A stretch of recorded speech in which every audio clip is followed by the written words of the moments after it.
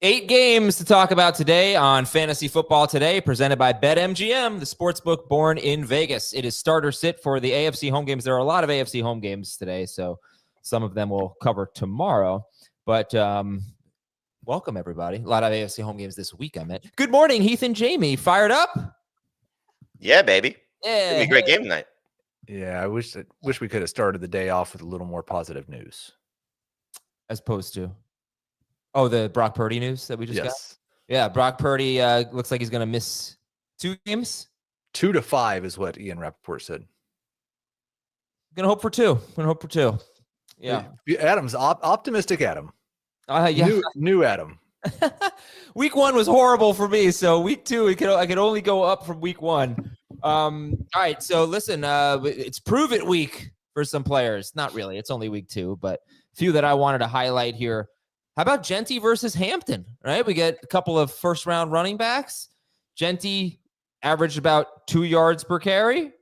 Hampton, about 3 yards per carry. They were horrible. The Raiders had the lowest run block win rate in the NFL, according to ESPN, in week 1. The Chargers were 16th, so I'd like to see them get going here. How about Travis Kelce, guys? This one really stood out to me. In the Patrick Mahomes era, he had his second lowest target per route run rate since Mahomes became the starter, not including Mahomes' rookie year. But isn't that wild? And the lowest in a regular season game. So I'd like to see something from him. Miami, obviously, they got to prove something this week. You know that they were top 10 in both pass block and run block win rate last week. And I think if you watch the tape, it shows it was not the offensive line's fault. It was just they sucked. And this, maybe everyone knew this, and I didn't. Do you know the last time Bo Nix lost a fumble before last week? I don't keep track of Bo Nix fumbles. Sorry. No, I don't. Okay, good. It's such an incredible stat. I figured like everyone knew. I'm going to say high school. 2021 at Auburn. He went 3 years of playing football. 2 at Oregon, 1 with Denver without losing a fumble before last week. All security, baby. How about that? All right.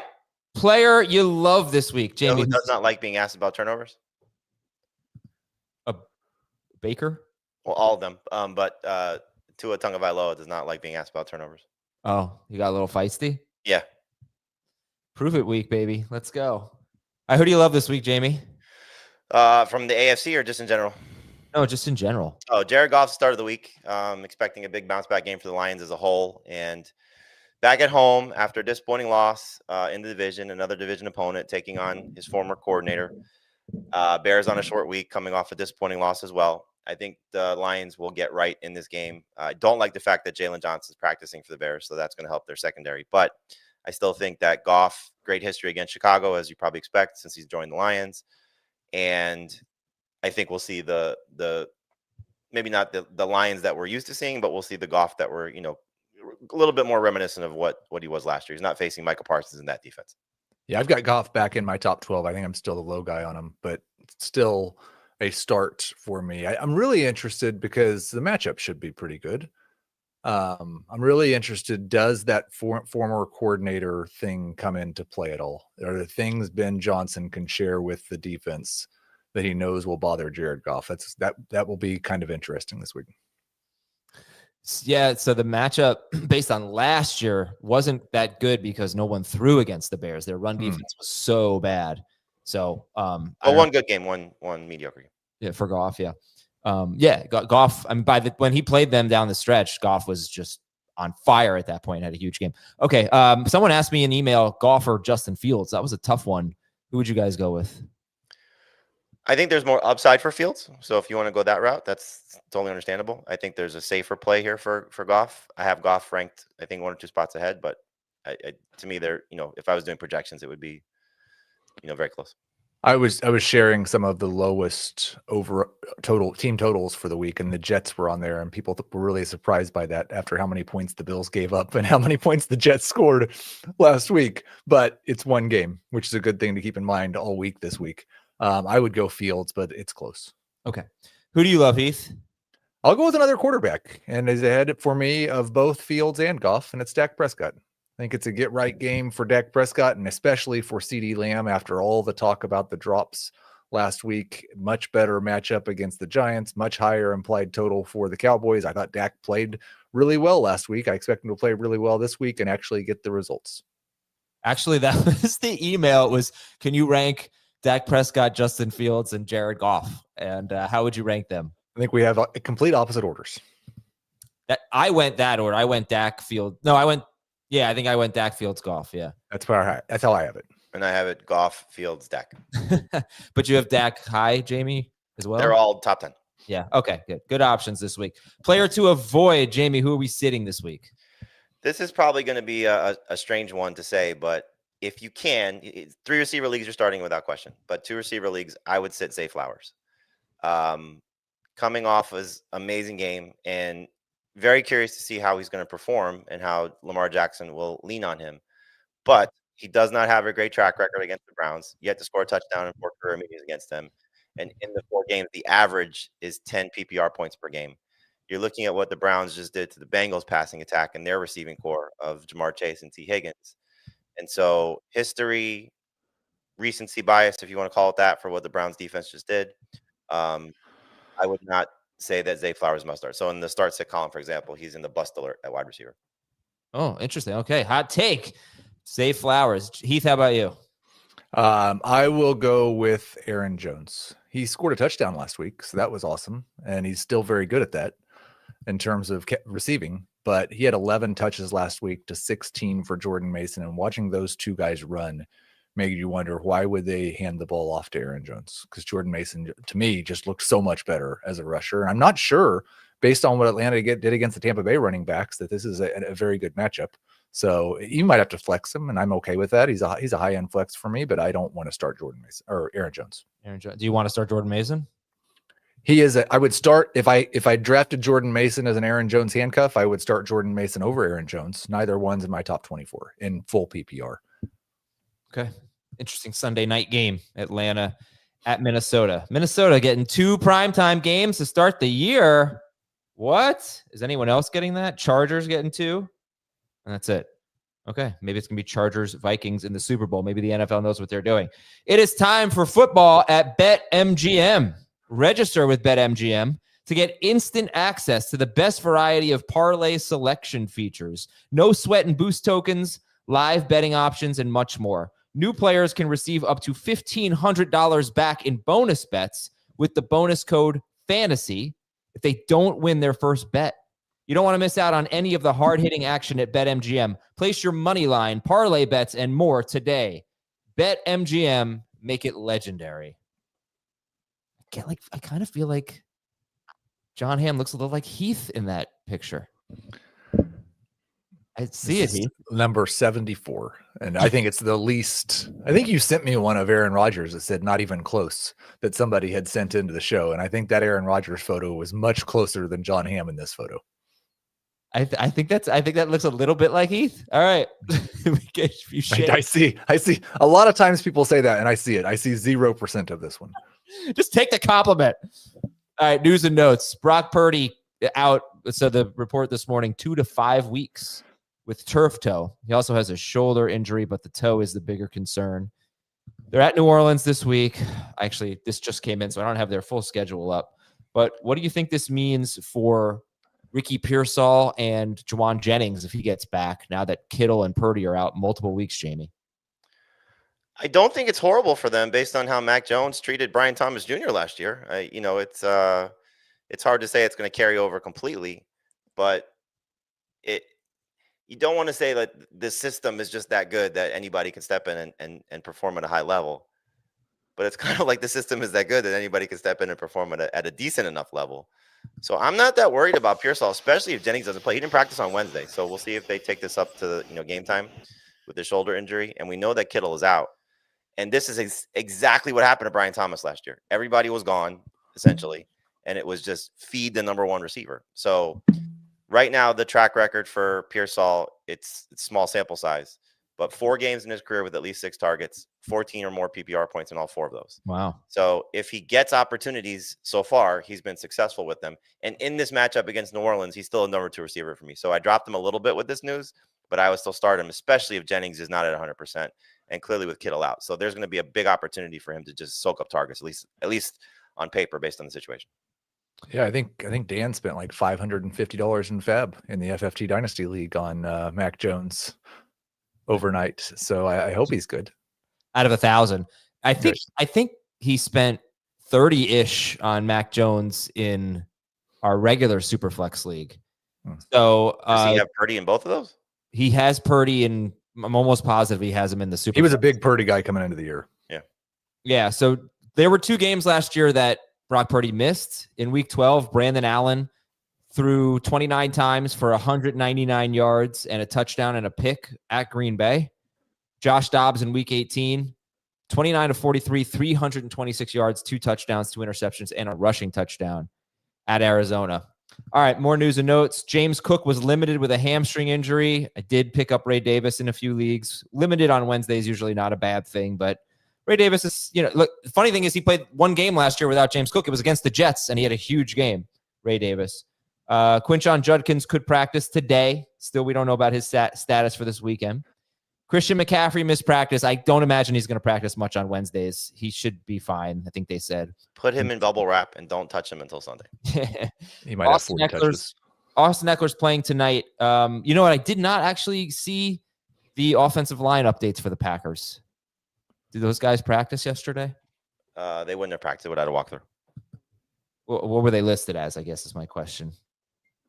We can find that out. All right. Ben Johnson says he wants to call more runs and he wants to get Kyle Monangai more carries. And Roshan Johnson was listed as limited yesterday. They had a walkthrough. Wide receiver news. Good news for Drake London. He's expected to play this week at Minnesota Sunday night. Darnell Mooney is going to be questionable. Xavier Worthy does not need surgery. He could be back in a couple of weeks. And they also have Jalen Royals, who we haven't talked about. He missed practice. He's probably not going to play this week. But I wonder if he could be a factor at some point. So if you're in a deep league, take a look at Jalen Royals.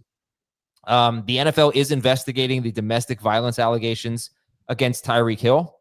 And Jalen Waddle was limited with a shoulder injury. He should be fine. He came back in the game after the shoulder. Travis Hunter should get more snaps on defense this week. Doesn't mean he'll lose snaps on offense, but he should get more snaps on defense this week.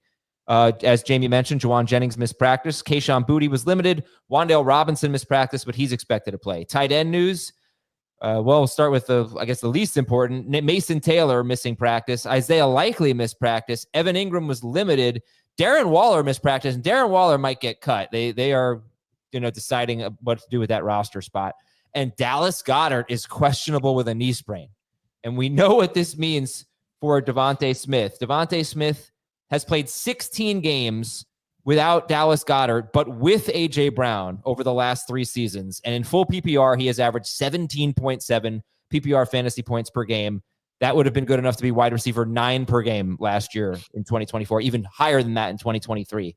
So we know the deal. And also, we're going to talk about that game. The Chiefs last year and in week 1 really struggled against slot wide receivers. And he's their slot wide receiver, not like a 60% slot guy, but he's going to lead their team in slot rate. Devontae Smith. So if Dallas Goedert's out, it changes things quite a bit for him. Offensive line, Giants left tackle Andrew Thomas didn't practice, but could play this week. He's supposed to practice today. 3 Rams offensive linemen missed practice, and 2 of them are week to week. So does that change your rankings at all for the Rams at Tennessee? I don't think anybody's starting Stafford aside from Superflex or 2 quarterback leagues. So no.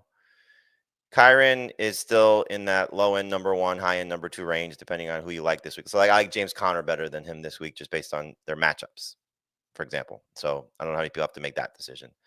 And then for Puka and Devontae, no, it does not change anything for me right now. All right. It's tough. I mean, it's a good run defense, and then you're missing at least 2, maybe 3 offensive linemen. Tennessee right tackle J.C. Latham missed practice. Morgan Moses for the Patriots. I think their line, like, people thought it was horrible, but like, if you watch a lot of football, a lot of teams have bad lines. Their line wasn't, I don't know, maybe it was that bad.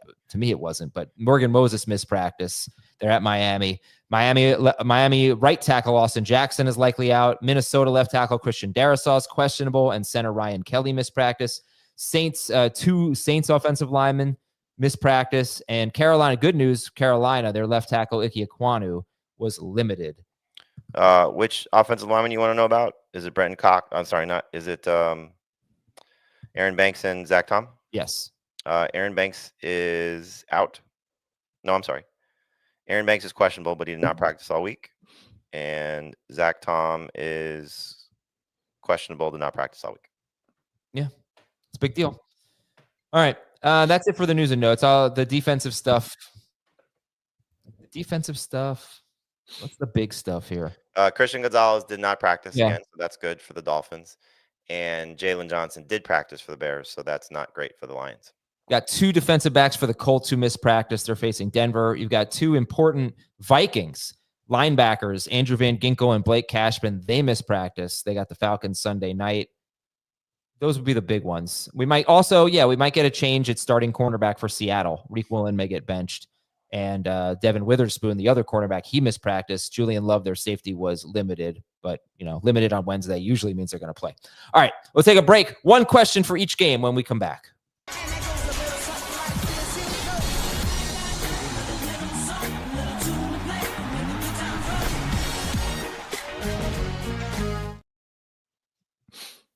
All right, one question for each game. Let's start with Cincinnati. Nope, let's start with Cleveland at Baltimore. My bad. How much do you like the Cleveland wide receivers and tight ends, Heath, at Baltimore? Well, I guess this is as good a time as any. I should have said Harold Fannin was a player I loved. I'm starting. I have both of the Browns tight ends in the top 12. Wow. And it's a couple of things. One, I have a hard time with the Harold Fannin usage in week 1. But the more that I look at what he did his final year in college, including against Texas A&M and Penn State, and then what he did in week 1, I don't want to bet against that guy. And David Njoku, if Joe Flacco's averaged 42 pass attempts per game and wants to get the ball out of his hand as quick as possible so he doesn't get hit. So it might be that both tight ends have 8 targets in this game. Jerry Jeudy's a number 3 wide receiver. Cedric Tillman's a good flex. And stat of the game here, Harold Fannin is 37% rostered in CBS leagues. 36% of that is Heath. That's correct. Oh, I might have more. Oh yeah. Jamie got him in a couple of leagues. I did add him in the FFT league where I drafted both Brock Bowers and Trey McBride. Nice. So now I have all 3 of them, probably the top 3 tight ends in the league. I almost at 2 a.m. made Heath a trade offer where I picked up Fannin and I have somebody that's still a starter, because I did pick up Fannin in all my George Kittle leagues, but I was almost immediately like, nah, I don't want to do that at 2 a.m. We do have, I've seen this question a lot this week, so I'm just going to pull it up. So basically drop Dalton Kincaid for Harold Fannin. I would. And one of the big reasons that I chose Fannin over the Hunter Henrys and even for me, the Juwan Johnsons, is I think there's always going to be 3 or 4 of those guys who are projected to score 9 PPR fantasy points and might score 12 if they score a touchdown. Fannin's the one guy that if that usage from week 1 validates this week, holy cow.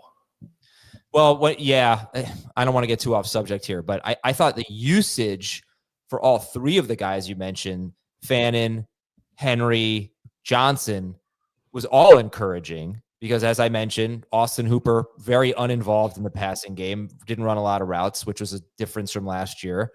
And Juwan Johnson played 99% of the snaps, and they're pretty beat up at tight end right now.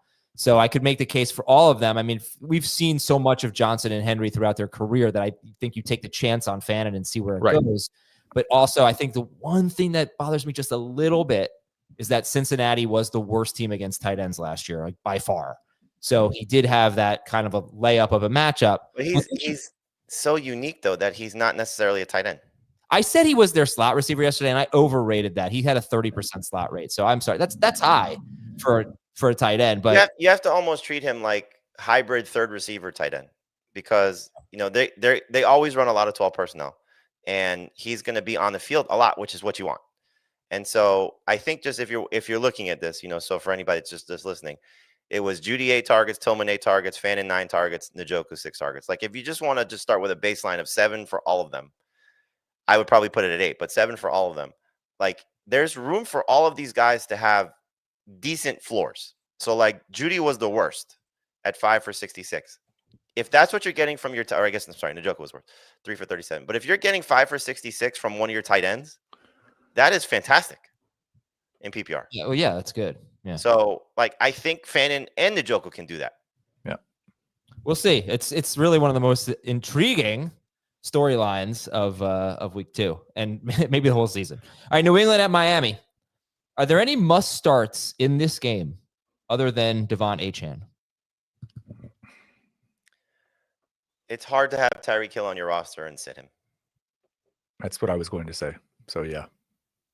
So you wouldn't sit him for Jerry Jeudy or Cedric Tillman. So just to give you a peek into the show that you're not on, that you never promote, Thursday afternoons at 1 p.m., we're on CBS Sports Network, and it's basically a hybrid ranking show, start sit. And I pose the question to Heath and Dave every week, who's the toughest player to rank? And for me, that's Tyreek Hill, because you know the upside. I mean, we've right. seen it. We've talked about it, ad nauseum. But are we back in the same boat that we were a year ago, where you're almost starting him by default every week, and then the one week you sit him, he goes crazy? Yeah. All right, Jacksonville at Cincinnati. Who's the better Travis? Travis Hunter or Travis Etienne? Etienne. Follow-up question. We talked about Travis Etienne as a sell high yesterday. Why not put him in the buy high category? I wouldn't call him a sell high, I don't think. I think it was Dave's call, right? If I'm not mistaken. You're and it's the same thing like with Breece Hall. Like, so anytime you have a certain expectation for a player or a certain situation that you're a little concerned about, and that player goes nuts, right?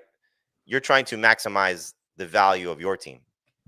So if Etienne was somebody that you drafted as a reserve, probably not the same case with Breece Hall, but like if Etienne's someone you drafted as a reserve and you really love your team, you should be trying to get something amazing for him, especially for somebody who's got some crappy running back situation. So I think that's where it comes in sell high. So yes, buy high, sell high.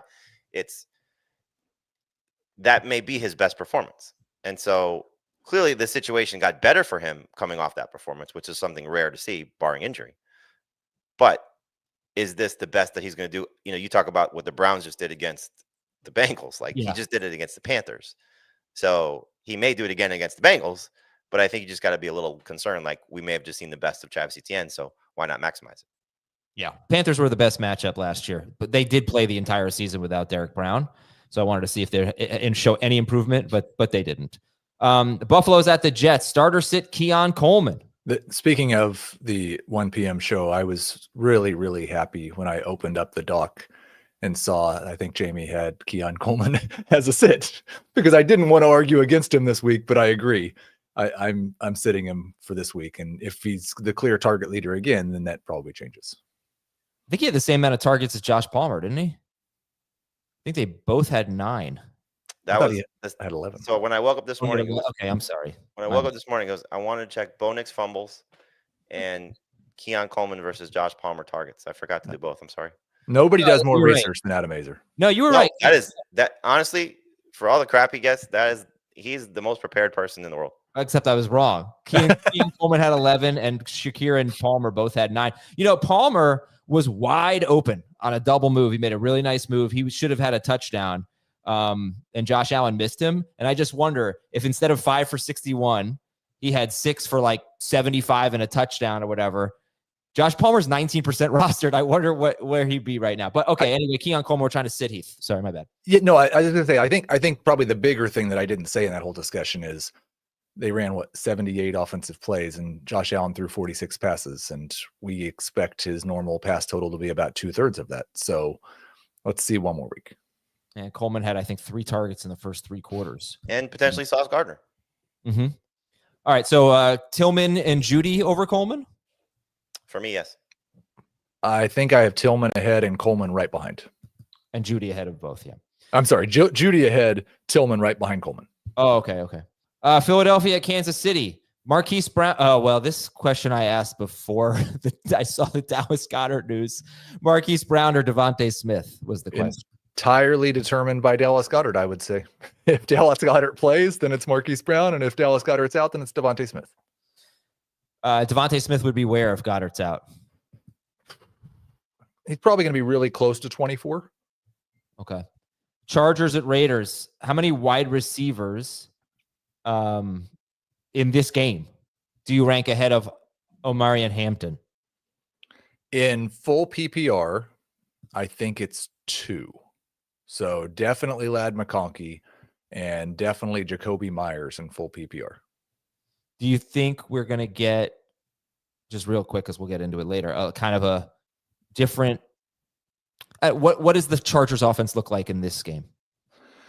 I think what we will learn about early on in this game is the Raiders' run defense, because New England threw a lot more passes than we expected, partially because they were chasing the score, partially because they were averaging like 2.5 yards per carry against the Raiders. If the Chargers have the run success that they had against the Chiefs, then I don't know that we see much of a different approach. If the Chargers build an early lead and have success running the ball, then we may go back to Greg Roman football. Denver's at Indianapolis. Are you starting a Broncos running back? No. Dobbins is a flex. Harvey's a low end flex. I hope you see what Harvey did, Sean Payton, and you're like, let's see more of that. Let's get a little bit more of that. Dobbins is clearly a very solid running back, and probably, for as much as I love him, I undersold him and his potential role coming into the season because I was just so excited about Harvey. But you saw what he's still capable of doing last week. Can get you a tough yard, can obviously, grind out the clock, can make some plays in the passing game. But Harvey's just on a different level right now. I don't understand why these things just frustrate me. Tampa Bay is at Houston. By the way, I don't know if you saw Sean Payton's quote, but he was talking about how he took the blame for Bo Nix's interceptions and talked about how he's got to call plays differently. It sort of seemed like he was saying we need to run the ball more because they just kept throwing and throwing and throwing, especially early in the game. So we might see more runs this week. Tampa Bay at Houston, Mike Evans or Emeka Egbuka? Evans. Still Evans, but one more game of this. we might have Chris Godwin and Mike Evans again. I'm sorry for interrupting. The reason why I asked was because I think Derek Stingley's going to follow him, because that's what Stingley did in week 1. I'm sorry, Heath. When you say he's going to follow him, who you refer to? Evans for sure. Evans for sure. Because these guys, they'll shadow receivers. They'll rarely go into the slot to shadow receivers. And corners love big receivers. Well, Stingley's a pretty big corner, so I did think this could be a struggle for Evans. I think I'm a little bit lower on both. I'm a lot lower on Mayfield, and this is our last game of the day, right? Yeah. So Dave made me do some research this morning, so I'll just share it on this game. One of the things that has me frightened, and we talked about this with a lot of teams last week, most notably the Lions, who weren't quite this low. Tampa Bay's a 2.5-point underdog against the Texans, and it has a low over-under of 42.5, which means the Buccaneers have an implied total of 20. Last week, there were 8 teams that had an implied total below 21. 2 of them, the Jets and Steelers, were very good. 4 of them scored 13 points or less. Interesting. Yeah, look, the Texans have a pretty legit defense. There's no question. I think in the case of Baker, because I'm lower on him than I have been. I'm certainly not where Heath is. Do you want to make a ad drop to replace him this week? And so you're going to potentially see J.J. McCarthy out there coming off a big game. You're going to see, obviously, the guys that we highlighted on the waiver wire, Aaron Rodgers and Daniel Jones and those guys. And Heath, you may have those guys ranked ahead of Baker, because of, how your process works. I would not be looking to replace Baker. So, I have Baker, I think, in 2 leagues maybe. One's a dynasty league. I'm still starting him. The other one's a redraft league. I'm still starting him. I'm not expecting 28 points, but I think he can get to that 20-point threshold, but just not very much over that. McCarthy was the one quarterback that I really wanted to pick up this week. I tried it in a couple leagues and was unsuccessful. He's 80% rostered. Thomas got him in everywhere. Well, it's been 3 years in a row now that a Kevin O'Connell quarterback has been top 8 per game in 6-point per passing touchdown leagues. That's insane. And 3 years, including this year, you've already anointed him? No, twice Cousins, once Darnold. So 4 years in a row now, JB. Thank you. All right, let's get to the games. And by the way, make sure you stick around for that Tampa Bay Houston preview, because I've got a great stat of the game for that.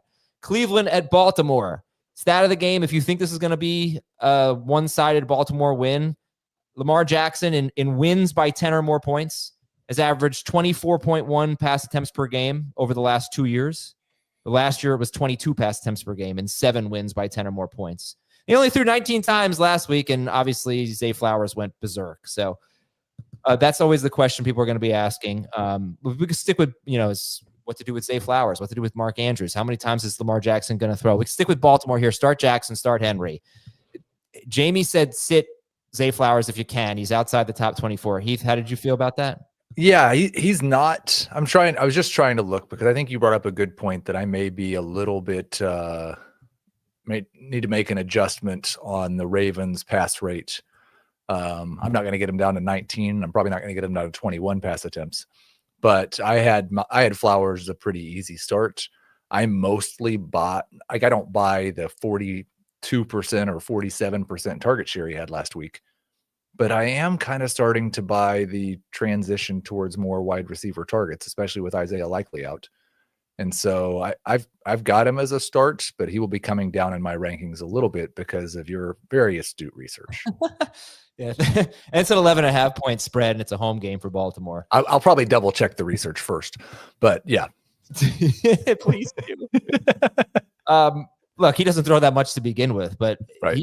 Jackson usually averages about 28 pass attempts per game. So that's down 24-ish when they're winning big. So Mark Andrews, Jamie, start or sit? It's start by default, I guess. Better in non-PPR than PPR because you hope that he could find the end zone. And the Browns, did give up a touchdown to Noah Fant last week, who, as we all expected, would be their leading receiver. I think in the case of Andrews, you're again hoping for a red zone opportunity or a few and finding the end zone because last week was as ugly as last year was to start the season again. So I hope it's not here we go all over again with him and deja vu, but similar to Baker Mayfield, like I would want to roster Harold Fannin if I could because of the upside. I probably would not be looking to get the other guys of Juwan Johnson and Bretton Strange and Hunter Henry to replace him yet. But if you had room for both, let's say you had Andrews and you then I would certainly try to carry them for two reasons. One, for what eventually could happen when Isaiah Likely's back, and two, there probably is more upside for those guys for this week. So who'd you start this week was my question. I would start Juwan Johnson over Andrews this week in PPR. In non-PPR, I'd stick with Andrews. What about Fannin? I'd start Fannin over Andrews too. Henry? I would start Andrews. Heath, any big disagreements there? I am, and this was one of the toughest guys for me to rank. If I had Fannin or Johnson, I would start them over Andrews. I would start Ferguson over Andrews. I would start Andrews over Henry. Any interest in Joe Flacco this week? No. I think there's always going to be the same Joe Flacco potential. So he's going to hover around 300 yards. He was at 290 last week. He's going to probably have a couple interceptions. Like, I think you start 250, 2-2, and go from there. Oh, that's, yeah. That was good analysis from me. Oh, that's you. Yeah. Cleveland running backs. How are we feeling about the running backs, Jamie? I don't want to start Judkins in his first game off little practice if he plays. I don't want to start Ford really in any scenario, but would have a little bit more interest in him if Judkins is out as a low-end flex if I'm stuck. And Sampson is the one right now that I have the most confidence in, mostly because of what his role will hopefully be in the passing game. So I think no matter what, you feel the best about Sampson because whoever he's paired with, he's probably going to do similar stuff. He just may not lead the team in carries like he did last week. So 12 carries for him, I think it was 6 for Ford. Judkins may have, more carries, but chasing points, he's going to be the guy that I think that benefits the most from that.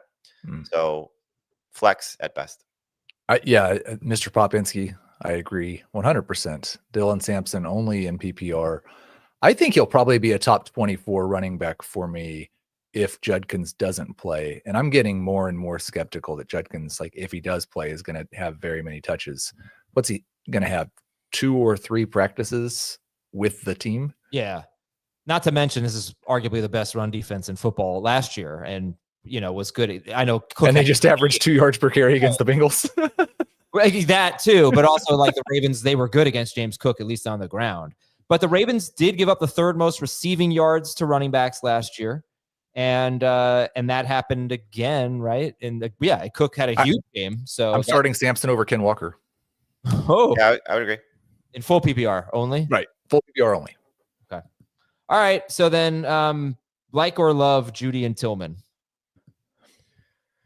I think you got to be a little nervous about Judy at this point because the last 5 healthy games for Cedric Tillman, he's outproduced Judy in 4 of them. And, at what point does this just become not just a thing? It's, reality that Tillman is the preferred option. I think they're both number 3 receivers. If I had both, I would still play Judy. I have Judy ranked ahead of Tillman, but it's hard not to get excited about Tillman because, again, the last 5 times he's played football, he's averaging, north of 15 PPR points per game.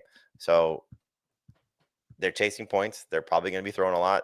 Joe Flacco's going to give him his 7-8 targets. He's not bad if you're stuck.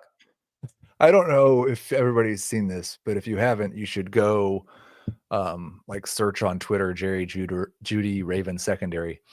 I don't know if it's a good thing or a bad thing, but he was at the podium shirtless and asked about the challenge of facing the Ravens secondary, and he answered no challenge. So that might be an awful thing. He might get knocked out of the game in the first quarter, or maybe he's must start.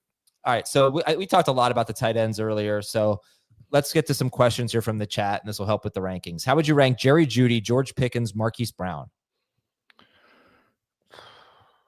Brown, Jeudy, Pickens. Jeudy, Brown, Pickens, but that you could throw all 3 names in a hat and draw one. Fannin or Kincaid in non-PPR? Still Fannin for me. Still Fannin. So just here's the last 5 games for these guys. This is Tillman in 5 healthy games. 29 catches, 354 yards, 4 touchdowns on 48 targets. Jeudy in those 5 games, 24 catches, 378 yards, and 1 touchdown on 44 targets. So it's really the touchdowns, like they've kind of been almost the same guy. A couple more catches for Pickens, a couple more yards for Jeudy. Yes, Jeudy had I forget which game it was, but a huge spike game in that, and it might have been the game before Tillman suffered that concussion. Well, so, and they had same targets and catches last week, and Jeudy had more yards, right? Yes. Yeah. Just barely. Yeah. And just for reference, this was the breakout game for Tillman last year was against Baltimore. He had 7 for 99 and 2 touchdowns on 9 targets. Not just barely. I was wrong. Jeudy had 14 more yards. 5 catches for 66 for Jeudy, 5 for 52 and a touchdown for Tillman. Saints defense or Ravens defense? Saints. No way. I mean, I'm asking. What, Saints? No, not the Saints. Ravens. Well, I think people are getting excited about the Saints because it's Mac Jones. Yeah. I would. Yeah. Don't do that. Pickens, Moore, Jeudy, Hollywood, Brown. Pick one in non-PPR. Hollywood from non-PPR. Pickens. I have DJ Moore by 1 spot over Pickens. Flacco or Trevor Lawrence? Lawrence. Jeudy or Jordan Mason? Full PPR. Jeudy. Sampson or Charbonnet? If there's no Judkins, it's Sampson. If there is Judkins, it still might be Sampson in PPR. I'll go Sampson in full PPR, Charbonnet in non-PPR. Next game or commercial break? Next game. Okay. New England's at Miami. Stat of the game number 1. The Miami Dolphins had the highest blitz rate in week 1 and the 3rd lowest pressure rate. That is horrible. So it could be good for Drake May. He could sit there unbothered, but we'll see. I mean, Miami's supposed to have a good pass rush. That's stat of the game number 1. Stat of the game number 2. Don't be so quick to drop Stephon Diggs. Remember, I said he didn't play that many snaps last week. Here were the New England targets when Diggs was on the field. Diggs led the way with 7, Booty 5, Henry 4, Douglas 3, Henderson 3. So I know Booty had more targets than Diggs, but when they were both on the field, Diggs out-targeted everyone. Big question is, does he play a more normal snap share, or does it at least move towards more normal? Finding out whether Diggs they view as kind of a part-time player or a full-time player will matter a lot. Yep. Okay, Drake May, 13th for Jamie, 18th for Dave, 16th for Heath. Do you like him better than Tua? I do, yes. I have Tua one spot higher. All right, these guys are outside the top 12. Jamie just barely though with May. He's 13th. And obviously, this just looks like it could be a very good game for fantasy, which is weird though, because we said there's only one must start. The over-under is 43.5, but I think Dolphins defense is dreadful. Patriots just gave up 300 plus yards to Geno Smith. So it's basically like, what's worse, these defenses or these offenses? Yeah. And it's just weird with two defenses that we think might not be good to not have a lot of enthusiasm about the fantasy options. But, some timeshares. I mean, the Dolphins offense it's not so much how bad the defense was last week. It's how bad the offense was last week. Yeah. Like, I watched like a pretty in-depth breakdown of just how bad Tua was. Yeah. Missing such easy opportunities. I showed the screenshots on Beyond the Box Score of 2 plays where Tyreek Hill could have had big gains. And you just expect the Dolphins to make those plays in their sleep. And one of them was an interception, and one of them was a throw that went out of bounds. So, and I think that's like, for all the questions about Tua throughout his career, like, making those throws hasn't generally been one of them. Right. Correct. So was it just one game? It might be. The concern would be is like he's going to face a lot. Patriots pass rush isn't great, but he's going to face a lot of pressure because of what the right side looks like, and that's his blind side. And so, like, there are a few plays where Achane struggled in blitz pickup, and because of his size, like, there was one play where DeForest Buckner just blew him up. He was trying to stand there, and God bless him for standing in the way of that, but nearly got pushed back into Tua in an instant. And I think just missing a competent third option is hurting them too, because I don't think Tua knows where to go when Tyreek and Waddle aren't open. Mm-hmm. So, but it's also like the play design. Like, even when you look at the touchdown, it was 4th and 11. Horrible. 4th and 11. And he throws it behind the line of scrimmage. Like, Devon Achane made that play all by himself.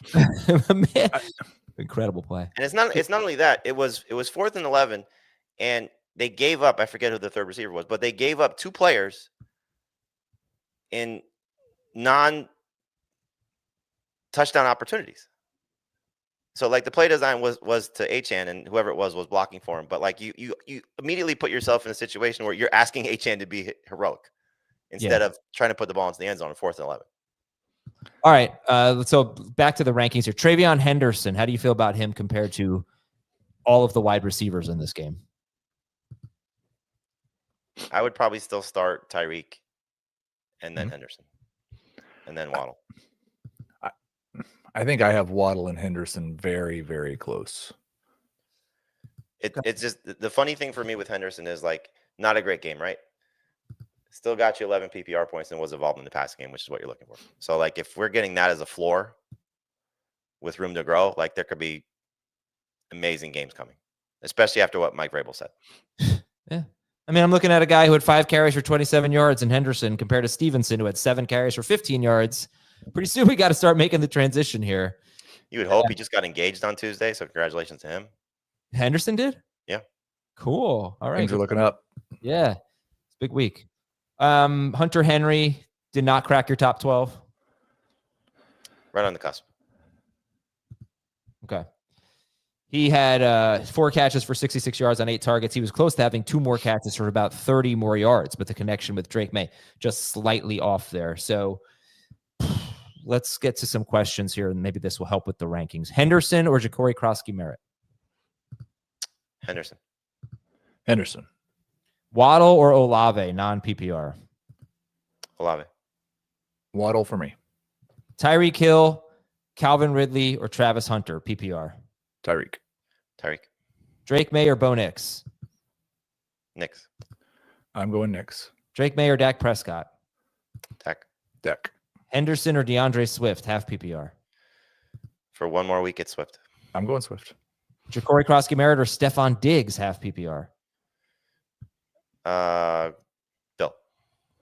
I would go with Diggs. Tetairoa McMillan against the Cardinals or Tyreek Hill?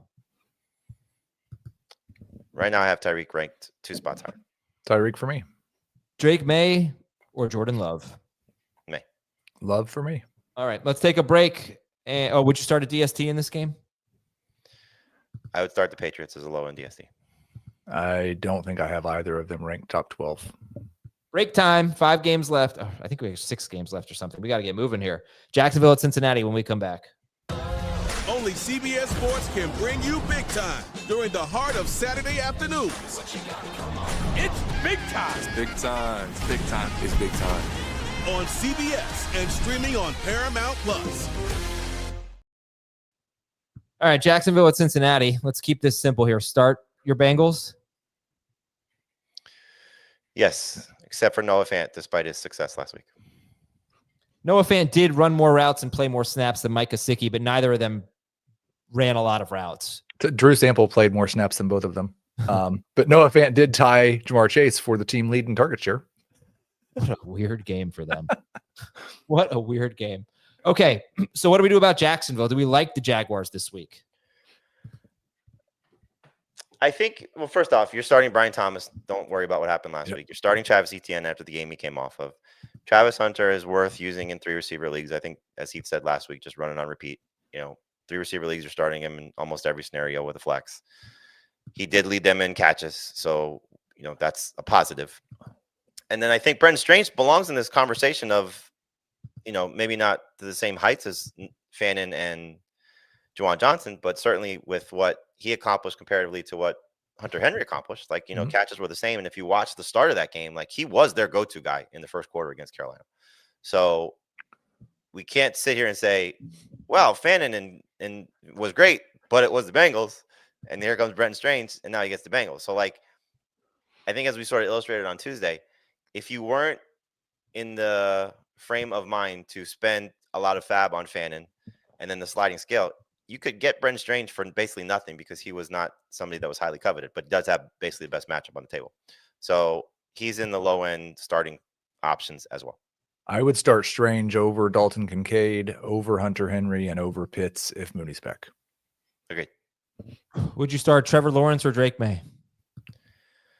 I like May slightly better. The one concern I have with Lawrence is some of the things we saw last week were the same problems that we've seen from him over the last couple of years. Missing receivers that are open, not making the right decision on some of his first reads. And then is this offense going to maybe not be as pass happy as we thought because the run game is strong? And so the hope would be for Trevor Lawrence and fantasy managers is that the Bengals come out and look like the Bengals again, and they're chasing points. Trevor Lawrence. For May. Okay, Trevor Lawrence had one horrible quarter. First, second, and fourth quarters were good. He went 1 for 6 with 17 yards and an interception in the third quarter with all 4 of his off-target throws. I don't know what the hell happened to him at halftime. It's like a demon possessed him, and he was just awful in the third quarter. I love that Azer statting is moving to quarter by quarter now, as opposed to just game by game. And I was watching. It used to be injury, and now it's demon possession. It's an excuse. You don't have. Oh, I don't know if you've seen K-pop Demon Hunters, Heath, but it is sweeping the nation. And I'm just saying that something was up in that third quarter. All right, Travis Etienne. Are we putting him ahead of Ken Walker and Zach Charbonnet at this point? Yes, easily. Breece Hall or Travis Etienne? I think I have, just based on the matchups this week, Etienne 1 spot ahead of Hall, but they're both very safe number 2 running backs. I have Hall ahead of Etienne. How about Tyreek Hill or Travis Etienne? Etienne.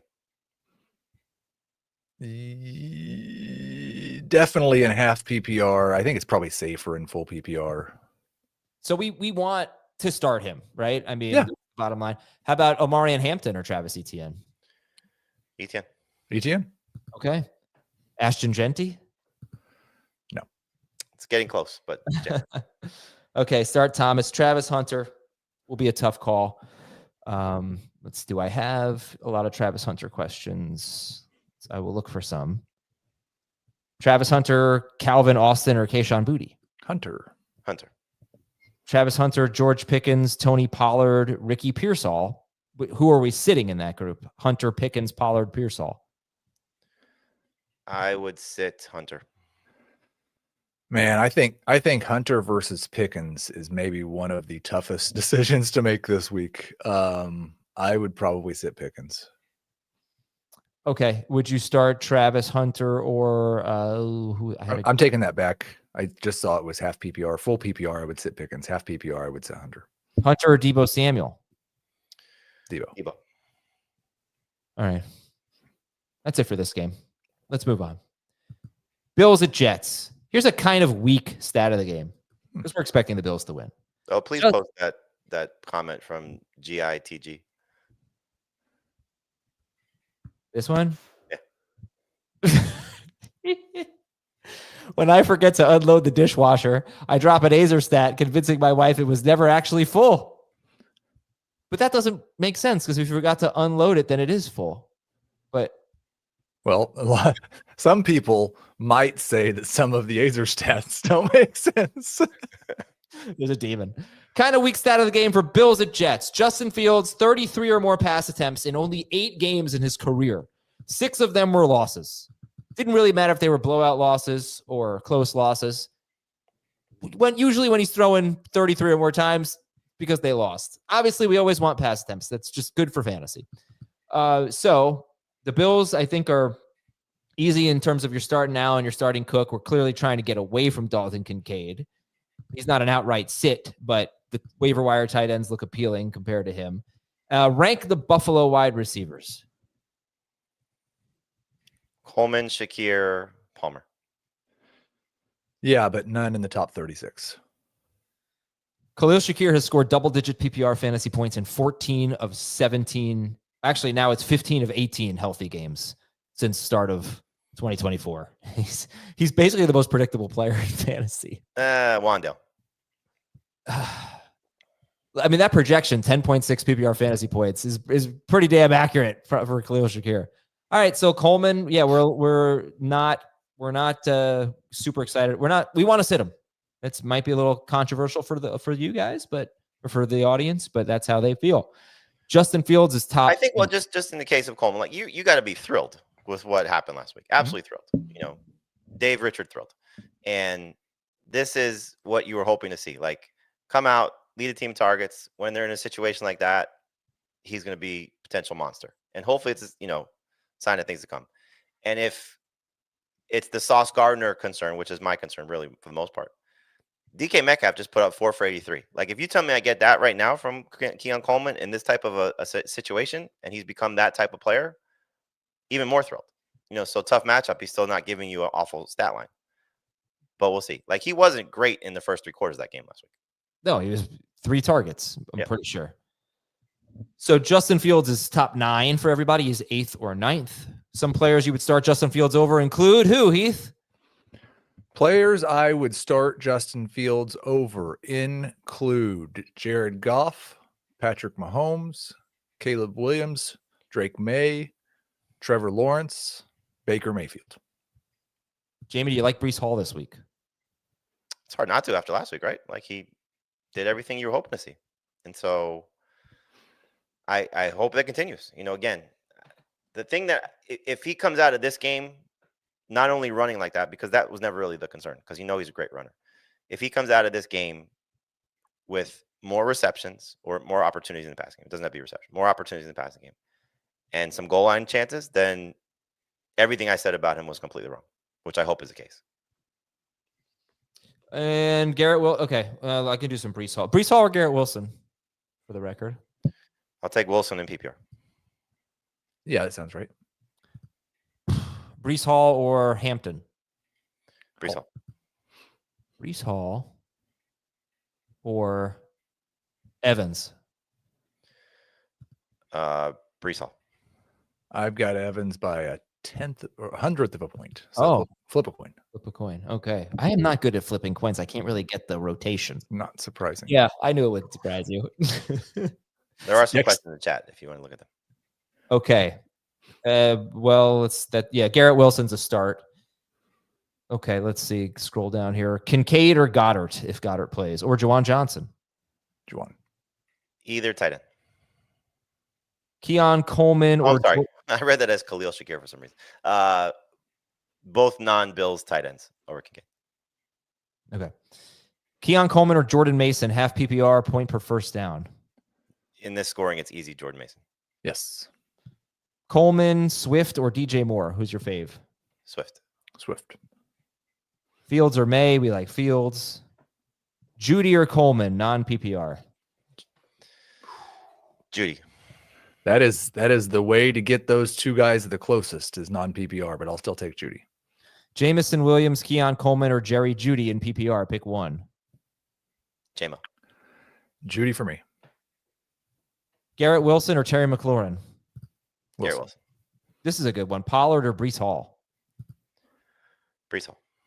I have Pollard higher. I'm just leaning into the guys who got all the touches last week and were terribly inefficient. Hopefully they're a little better. Shakir versus Calvin Austin. Who do you like in PPR? Shakir. Yeah. Starter sit the Bills DST. Low end starter. Yeah. All right. Eagles are at the Chiefs. Shadow of the day. In the Super Bowl, Trent McDuffie covered A.J. Brown on almost all of his routes that were not run from the slot. Not on A.J. Brown's 12-yard touchdown catch. A.J. Brown had 2 catches for 31 yards on 2 targets against McDuffie. He only had 5 targets in the game, 3 catches, 43 yards, and a touchdown. So that's what they did in the Super Bowl. And I don't know. Does that give you concern with A.J. Brown, who some would say didn't look healthy in week 1, or is he an easy start? He is an easy start in the same vein of Tyreek Hill. He is not, for me, ranked where I had him in the start of the season. So, for example, I would start Garrett Wilson over A.J. Brown this week. Some other guys as well. There's one that stuck to my head. But I think in the case of the Chiefs' defense, they struggled mightily last week. And so will A.J. Brown and Devontae Smith bounce back? And then when you factor in potentially no Dallas Goedert and the target upgrade that they could be looking at, it's hard not to get somewhat excited about A.J. Brown. So, yes, last week was disappointing. The potential of Trent McDuffie is going to be concerning. But if I drafted him, I'm not sitting him. I always almost just go with what the Vegas lines say. I feel like this should be like a 6-point spread. Eagles are 1.5-point favorites at the Chiefs, and they certainly look better than the Chiefs in week 1. The Chiefs are depleted, and they were better than the Chiefs last year. They were significantly better than the Chiefs. They won. What the hell was the score? I don't remember. It was a lot. 22. Whatever it was. Here's a weird stat about the Chiefs.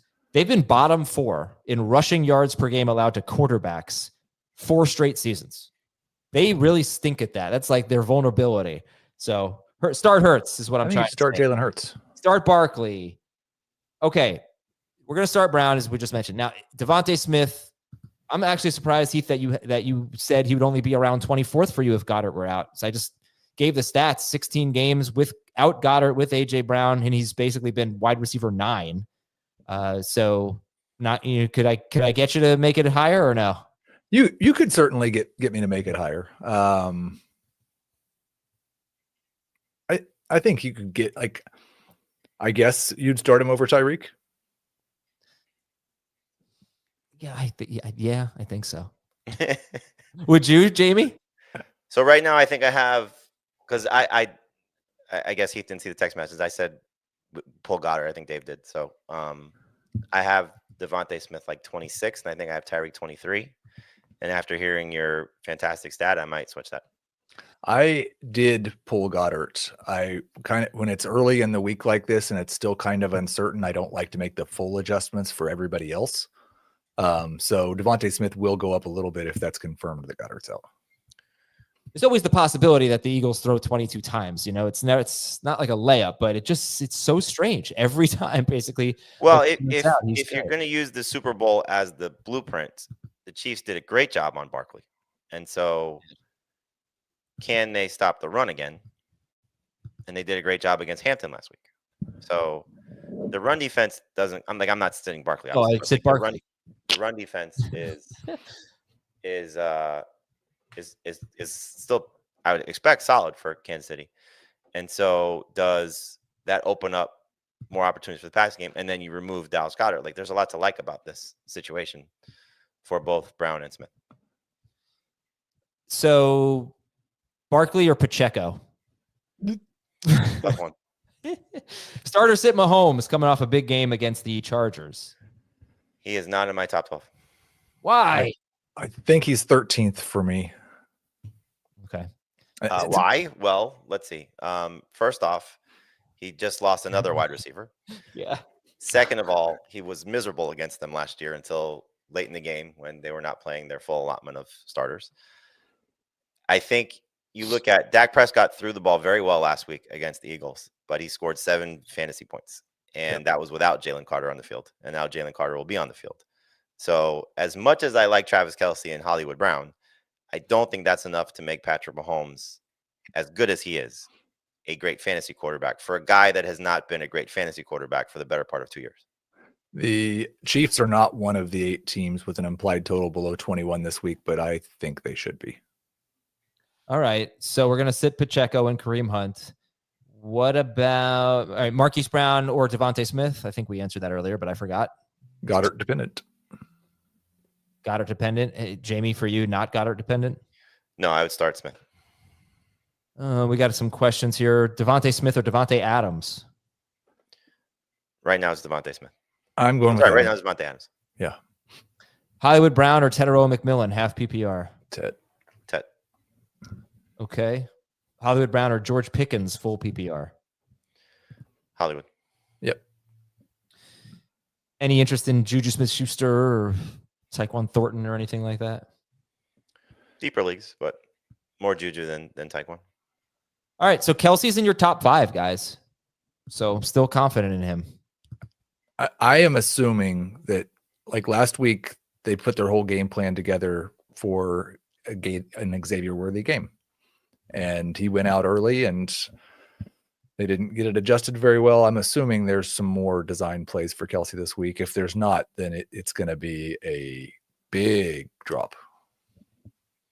If you do look at the game last week, you talked about this, Adam, when we were reviewing it. Like Dak had opportunities with his tight ends to make several plays and just didn't connect. So I'm going to guess Andy Reid saw that and is going to find ways to get Travis Kelce open. This does feel like if Mahomes has a good game, like it's a Noah Gray weird play for a touchdown. I don't know. I mean, this Chiefs secondary or this Eagles secondary is not what it was last year. They don't have Darius Slay. They don't have CJ Gardner-Johnson. Obviously, they didn't have Jalen Carter last week, and that's an enormous deal. But they also don't have Josh Sweat from last year. So they lost a ton of players, and Nakobe Dean is on IR. So they are not the same defense that they were. I still think they're probably a very good defense, but it's possible that they have some vulnerabilities that the Cowboys showed us last week. And I mean, Dave has Mahomes ranked 7th, so he's not on the show, but he's at least more optimistic there. And you guys are less optimistic on the Chiefs passing offense. I get it. But I don't know. I guess I'd like to see the Eagles defense with Carter, what they look like. They might not be what they were last year. All right, Chargers are at the Raiders. Stat of the game number 1, the Raiders were 32nd in run block win rate in week 1. I told you that at the top of the show. So they could not block anyone. That was against the Patriots. Stat of the game number 2, Jacoby Myers had a 62% slot rate in week 1. It was around 31% in each of the previous 2 seasons. So he doubled his slot rate in week 1. He had a great game. But usually he'd been better when he sort of moved more to the outside. Good job with Jacoby Myers. Justin Herbert, you're definitely starting over Patrick Mahomes. Would you start Justin Herbert or Justin Fields? Herbert. I have Herbert. That's in 6 points for passing touchdowns. Yes. Jacoby Myers, by the way, just the most underrated wide receiver, maybe the last 2 seasons, 3 seasons, however more you want to go back. 13.7 PPR points or more in 8 of his last 11 games. And what we saw in week 1 is, again, another thing. If it's the same in week 2, Raiders led the NFL in pass rate over expected. And the first 3 quarters when Bowers was healthy, 55% of their targets went to Brock Bowers or Jacoby Myers. Like, this is exactly the type of pass offense what you want, is one that throws more and consolidates targets. Okay. Hampton. And you remember Myers' last game against the Chargers, by the way? No. Let me remind you, it was week 18, and he went for 9 catches, 123 yards, and a touchdown on 10 targets. You remember who else had a huge game in that game? Quentin Johnston. Quentin Johnston had a huge game, yes. All right, so let's talk. All right, Who are the easy starts in this game? Like the Bowers, looks like Herbert. Genty, Bowers, Myers. Genty, Bowers, Myers. Herbert is top 9 for you guys, but that's big for a lot of fantasy managers. He wasn't viewed that way going into the season. And then Hampton is not an automatic start. He's about 20th, and he had a bad game last week. Hopefully they don't get more Najee Harris, but they probably will. Genty's obviously he's a must start. So, okay, Chargers, McConkey. I don't know if we said him, but he's obviously for sure. All right, how about Johnston and Keenan Allen versus Omari and Hampton? I would still start Hampton over those guys with the potential upside. Like, this could be his breakout game. I don't think what the Patriots run offense is going to look like should resemble what the Chargers run offense is going to look like. And I think you have to give the Chiefs run defense a lot of credit for what happened. You tell me right now Hampton's getting that work this week, and I would say he's a must-start guy. Okay. So how about comparing Quentin Johnston and Keenan? First of all, you like Keenan Allen better than Quentin Johnston? Yes. Yes. How about compare them to Judy and Tillman? I have both Browns guys ahead of both those Chargers, but not by much. I have it Judy, Allen, Tillman, Johnston. I'm going to try to look at the projections a little bit because I'm still pretty low on Quentin Johnston this week. It's just hard when you got Lad McConkey, who you know is going to dominate targets, and Keenan Allen did what he did last week, to also have a high projection for Quentin Johnston. Did you see what Harbaugh said? Yeah. Such a great quote. No, what do you say? He goes, remember when you were a kid and you used to go, in your face? He goes, that's what Quentin Johnston should be doing to all of you guys right now. He goes, he won't do it, but he goes, I'm going to do it for him. So, in your face. He loves his guys. And it's funny, again, I don't think any of us thought that Quentin Johnston was one of his guys based on the offseason moves, but sure enough, he is. And he might be a guy for Justin Herbert too. So kudos to you, Adam, because you drafted him in a lot of leagues. Yep. Not a lot of leagues, but you drafted him in a lot of our mocks. And I have him, I think, in 3 or 4 leagues. Yeah, it paid off for you. And I know against Heath in a couple leagues, or at least one. No, I know you I won both those weeks, but yeah. It didn't help the total points, but I still lost. Yeah, we'll see. 34 pass attempts for Justin Herbert. Probably hope for a little bit more than that. I don't think we're going to get that necessarily, but to think that there's going to be 3 viable wide receivers. They don't throw to their tight ends though, so that helps. Okay. Last question on this game. If Dallas Goedert is out, Devontae Smith would be ahead of how many of the wide receivers? I would not put him ahead of McConkey or Myers right now. I wouldn't either. But the other guys, Keenan Allen, yes. Everybody else. And he's already ahead of them for me. Right. And what if Goddard plays? He's still ahead of them. Yeah. Okay. We got to take one last break, and we got 2 games to go. We'll be right back after this on FFT. The crowd loves champions. Gladiator 2 is an epic spectacle. Remarkable! To amuse you is my only wish. The glory is yours, not mine. Very good. Gladiator 2, rated R. Now streaming on Paramount Plus. All right. Stat of the game for Denver at Indianapolis. In week 1, Jonathan Taylor ran 24 of 26 running back routes. It's really good. He really doesn't come off the field. I mean, he did in the 4th quarter when it was a blowout, but his career high is 40 catches. Might be able to break that this year. Who are you starting on the Colts? Jonathan Taylor and Tyler Warren. Yep. Warren's like a no-brainer, right? Yep. It's a great defense, but they were not that tough of a matchup for tight ends. They're so good against wide receivers. Saw the 5th most tight end targets last year. How about that? It makes sense, right? You don't want to challenge the cornerbacks. So, yeah, Pittman or Tillman? Tillman. Should be Tillman. Come on, you guys say it little, but I give you the music. You got to say it with more enthusiasm. All right. Yeah, I don't really want to start either one of them, but okay. How about no man? Let's go to the Broncos. Starters at Bo Nix. Low end starter. Yep. Nix or Mahomes? Nix. Nix or May? Nix. Nix or Fields? Fields. Nix or Celtics? Probably oh, Heath, come on. You know it's the Knicks this year. Knicks this year. Yeah. Which Broncos running back you have ranked higher? I think you said Dobbins, right, Jamie? Yep. Heath, Dobbins? Mm-hmm. Dobbins or Hampton? Hampton. Hampton. Okay. Thomas is flex. Dobbins or Jalen Waddle? Waddle and PPR. Waddle. Okay. You should ask Dobbins or Pacheco. No, it's obviously Dobbins. They're pretty close for me. Start Cortland Sutton, right? What was the trade I offered you? Oh, Pacheco for Pearsall. Man, that would have been so good. Remember how mad you were when Jamie drafted Isaiah Pacheco? I turned down Pearsall for Pacheco. No, I did. You didn't accept it. Which side did I? I had Pearsall. Yeah, I okay, offered you Great job, Pacheco Adam. for Pearsall. Good. I made the right call. We're not Evan Ingram, if he plays, starter sit. He was limited. I would set him. And Denver's DST is top 3. For Ingram, Hunter, I know your guys are much higher on like Juwan Johnson or Harold Fannin, but what about Hunter Henry? You're not as high on Henry or Ingram? I would start Henry and Brenton Strange over Ingram this week. I'd start Kyle Pitts with Darnell Mooney over Ingram this week. Okay.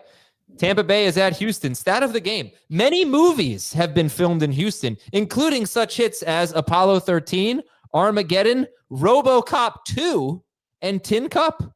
That is from Visit Houston, Texas. Literally not a stat. I don't know. Of course it is. Many movies have been filmed there. That seems I guess like if you say many, it is a stat, right? I think you'd have to give an exact number. Anyway, if we rank those movies, Abe likes to say always like a boatload of targets. So do you know that I've only seen one of those 4 movies, Apollo 13, Armageddon, RoboCop? No, I've seen 2. Armageddon, RoboCop 2, Tin Cup, Apollo 13. Which 2 do you think I've seen? you've seen Armageddon and Tin Cup. I've seen Armageddon and RoboCop 2. Oh, sorry for not letting you guess, Heath. No. You didn't see Tin Cup? I think that's the one you're surprised about. The fact that I'd never seen Apollo 13 is the... That's the one I would have guessed. Yeah, that's the bad I one. feel like Apollo 13 is a movie you would walk out of. It's probably, Did you walk out of Gravity? I did. Gravity is so boring. All right, Baker Mayfield. Heath, you want to talk again why you're lower on him? Jamie has him 11th, and you have him 20th, I think. Yes. And again, this might be changing throughout the week. I kind of expected when I saw this line at the start of the week, Texans 2.5-point favorites with only a 42.5-point over under, that we'd get some line movement. And so far, nobody's really touched it. They've got a 20-point implied total. We had Stephen O chime in on Twitter also when Dave and I were having this discussion, and only about 47% of teams over the last 5 years, so it's 50-50, have gone over 20. Last week, half of the teams with an over under this low scored 13 or fewer points.